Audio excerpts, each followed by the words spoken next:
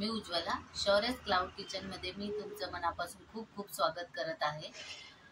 सोमवारपासून नवरात्री चालू होत आहे। बरेच जणींचे उपवास असतात 9 दिवसांचे। तर आज मी तुम्हाला एक उपवासाचे पदार्थ दाखवणार आहे, साबुदाणा खिचडी। चला तर मग रेसिपीला सुरुवात करूया। इथे एक मी बुट्टी घेतलेली आहे, ही एक जाळी घेतलेली आहे, एक वाटी साबुदाणा घेतलेला आहे, हा याच्यात घालायचा आणि स्वच्छ असा चोळून स्वच्छ धुवून घ्यायचा आहे। त्याच्यातलं व्हाईट पाणी निघून जाऊपर्यंत धुवून घ्यायचा, म्हणजे साबुदाणा खिचडी मऊ मोकळी छान होते। याच्यातलं पूर्ण व्हाईट पाणी निघालं पाहिजे, असं 4-5 वेळा स्वच्छ धुवून घ्यायचं आहे। हे बघा, असं व्हाईट पाणी असतं, हे पूर्ण प्लेन होईपर्यंत 4-5 वेळा साबुदाणा धुवून घ्यायचा आहे। हे बघा, अशी 3-4 वेळा स्वच्छ धुवून घेतलेली आहे। हे साबुदाणा पूर्ण व्हाईट पाणी ट्रान्सपरंट येऊपर्यंत धुवायचं आहे। हा दुसरा बाउल मी घेतलेला आहे, याच्यात हा साबुदाणा काढायचा आहे आणि जेवढा साबुदाणा आहे त्याच्यात थोडंसं किंचित वर येईल एवढंच पाणी घ्यायचं आहे।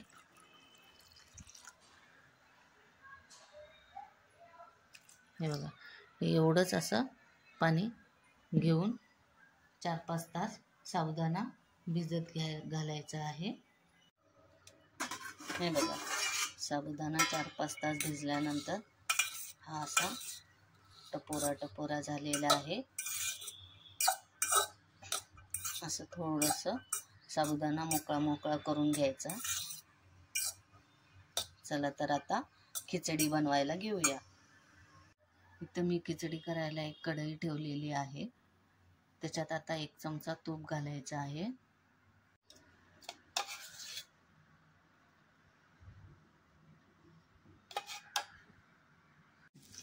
मिरच्या घातलेल्या आहेत, त्या चांगल्या आपण भाजून घेऊया। हे बघा, मिरच्या चांगल्या परतल्यानंतर हा बारीक एकदम स्लाइस केलेला बटाटा आहे, हा यात घालायचा आहे।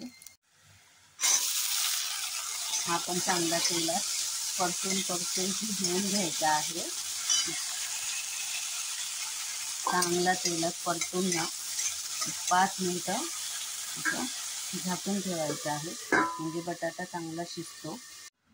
हे बघा, बटाटा चांगला तेलात शिजलाय। आता आपण भिजवलेला साबुदाणा सगळा घालायचा आहे आणि चांगलं तेलात परतून। आता याच्यात 1 चमचा मीठ घालायचा आहे आणि हा भाजलेला शेंगदाण्याचा कूट हा घालून चांगलं परतून घ्यायचं आहे।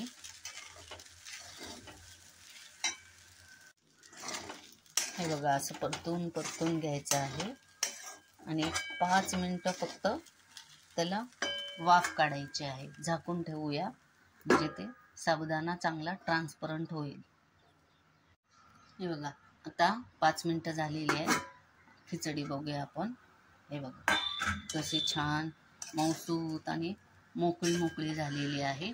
जरासं आपण असं परतून हे बघा, मऊसूत आणि मोकळी एकदम झालेली आहे। तर साबुदाण्याची खिचडी आता रेडी आहे।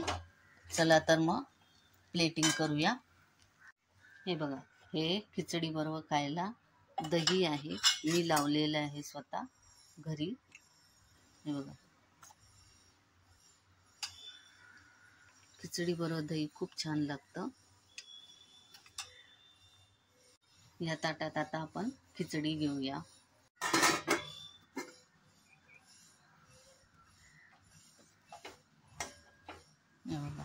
कशी मोकळी एकदम मोकळी बघा, कशी मोकळी झालेली आहे। हे बघा, ह्याला खूप तेल किंवा तूप तुम्ही ज्याच्यात कराल, तुम्हाला जे आवडतं ते खूप कमी 1 चमच्यात ही एवढी खिचडी झालेली आहे। हे बघा,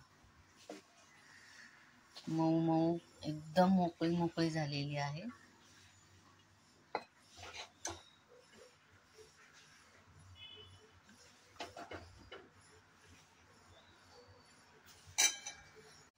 हे बघा कशी मऊ मऊ एकदम मोकळी मोकळी झालेली आहे. आणि ह्याच्या जोडीला हे घरी केलेलं दही. हे बघा किती मऊ एकदम मोकळी मोकळी झालेली आहे. प्रत्येक दाणा असा वेगवेगळा झालेला आहे. चला तर साबुदाणा खिचडी आणि दही तयार आहे. या सगळ्यांनी खायला.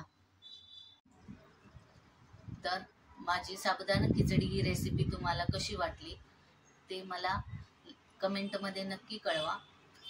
ही रेसिपी आवडली असेल तर लाईक, शेअर आणि सबस्क्राईब करायला विसरू नका. हा व्हिडिओ शेवटपर्यंत बघितल्याबद्दल खूप खूप धन्यवाद. अशाच नवनवीन रेसिपी मी घेऊन येत जाईल. तर माझ्या शौर्यच क्लाउड किचनला नक्की विजिट द्या. याआधी ज्यांनी माझे व्हिडिओ पाहिलेले आहेत, ज्यांनी लाईक, शेअर आणि सबस्क्राईब केलेले आहेत, त्यांचे खूप खूप मनापासून धन्यवाद.